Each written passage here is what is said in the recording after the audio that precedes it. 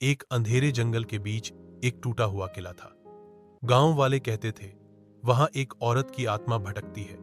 एक रात रवि साहस करके वहां गया। जैसे ही उसने दरवाजा खोला, एक ठंडी हवा का झोंका उसके चेहरे से टकराया, जिससे किले के अंदर जल रही एकमात्र मशाल भी बुझ गई। चारों ओर घना अंधेरा छा गया।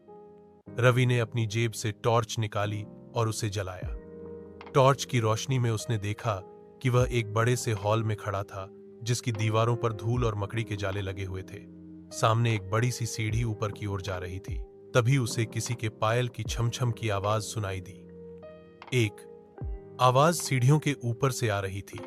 रवि का दिल तेजी से धड़कने लगा, लेकिन वह हिम्मत करके सीढ़ियों की ओर बढ़ा।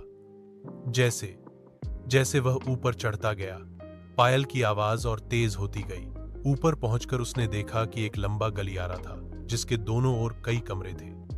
गलियारे के अंत में एक कमरे से हल्की रोशनी आ रही थी। रवि धीरे धीरे उस कमरे की ओर बढ़ा। कमरे के अंदर का दृश्य देखकर उसके रोंगटे खड़े हो गए। एक औरत सफेद साड़ी पहने हुए खिड़की के पास खड़ी थी और बाहर चांद को देख रही थी। उसके बाल खुले हुए थे और हवा में लहरा रहे थे। रवि ने डरते डरते पूछा, कौन हो तुम? औरत धीरे से मुड़ी। उसका चेहरा चांद की रोशनी में चमक रहा था, लेकिन उसकी आंखों में एक अजीब सी उदासी थी।